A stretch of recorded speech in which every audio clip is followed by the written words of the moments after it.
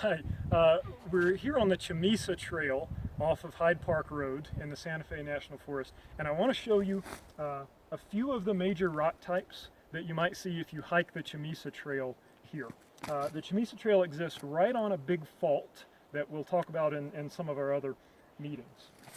First, this outcrop here has a metamorphic rock that is a schist. Now, a schist has many different types of rocks that might be lumped under that big category. This is what we would call a pelitic schist, P-E-L-I-T-I-C,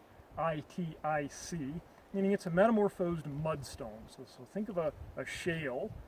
We bury it in the Earth's crust, exert very high pressures on it. We might end up with this rock. I've got a smaller piece of it here. Let's look at it in the sun.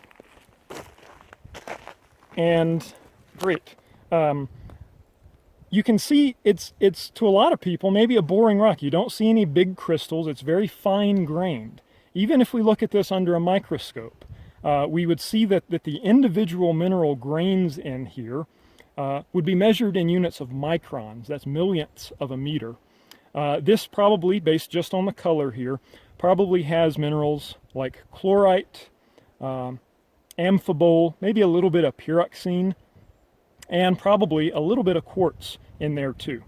Okay, we'll see this in other outcrops along the Hyde Park Road as well. Okay, get rid of that. Let's look at another one here that you see a lot along the Hyde Park Road. You see it a lot on this hike up the Chamisa Trail. It's a little more exciting if you like sparkly things. This is a rock. We might call it a pegmatite. We might call it a metamorphic granite. I'm actually not sure with this being out of context here.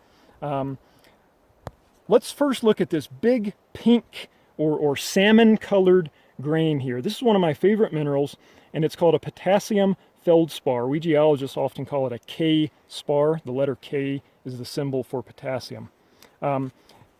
If you spend time in the mountains of New Mexico, you'll see a lot of this mineral, the Sandias, the Sangre de Cristos, the Sierra Nacimiento near Cuba, lots of this K-spar, big square or orthogonal crystals. We've got a lot of quartz, that's the kind of smoky, somewhat translucent mineral here, and a lot of mica minerals. This is almost certainly a mica mineral called muscovite, this kind of brownish green.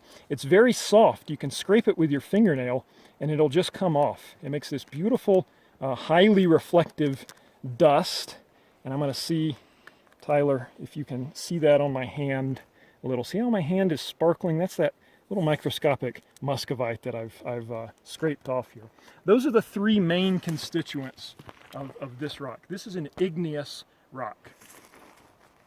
And one more, and if you like mica, this is the rock for you. Here's a pretty coarse-grained schist, another schist, meaning a metamorphic rock. You can see it's got this foliation, this alignment of the mineral grains in here. And it's got these big, sparkly muscovite grains in here. Those are the light-colored, sparkly grains. The dark-colored, nearly black grains in here almost certainly are amphibole minerals. So this is an amphibolite schist. And this is almost certainly a metamorphosed basalt. So it started its life as a volcanic rock like you might see in the volcanoes near Santa Fe or the Albuquerque volcanoes today, or in any of the other thousands of volcanoes that erupt basalt.